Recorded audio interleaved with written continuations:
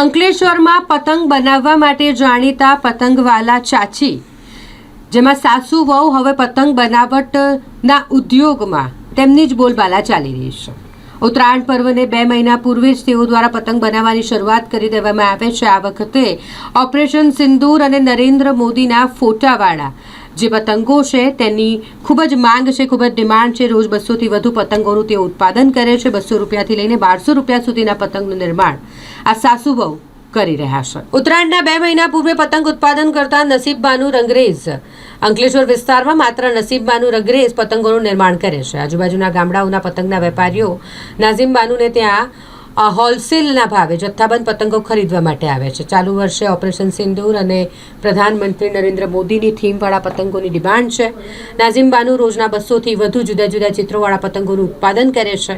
પિરામણ નાકા પર પતંગવાલા ચાચી તરીકે જાણીતા છે। તેઓ પેઢી દર પેઢી ચાલી આવતા પતંગ વ્યવસાયને આગળ ધપાવી રહ્યા છે। તેમની આ કારીગરીમાં હવે તેમના પુત્ર વધુ પણ જોડાયા છે। બજારમાંથી જ કાગળ, કામણી, ગમ આ બધું જ લઈને 200 રૂપિયાથી લઈને 1200 રૂપિયા સુધીના પતંગોનું નિર્માણ તેઓ દ્વારા કરાય છે। અંકલેશ્વરમાં પતંગ બનાવટના ઉદ્યોગમાં સાસુ વહુની બોલબાલા છે। તેઓ ઘણા વર્ષોથી આ જ વ્યવસાય સાથે સંકળાયેલા છે અને પેઢી દર પેઢી પતંગ ગૃહ ઉદ્યોગને આગળ ધપાવી નસીબબાનુ રંગરેજ આત્મનિર્ભરતા સાથે મહિલા સશક્તિકરણનું એક ઉત્તમ ઉદાહરણ બન્યા છે। મારું નામ કીર્તિ ભાનુશાલી છે। મારી શોપ જીઆઈડીસીમાં છે અને અમે વર્ષોથી અહીંયા પતંગ લેવા આવીએ છીએ। એમનું ઘરનું ખુદનું કારખાનું છે એટલે અમને વ્યાજબી ભાવે પતંગ મળે છે અને અમે પતંગ લઈને જીઆઈડીસી વાળા એરિયામાં વેચીએ છીએ।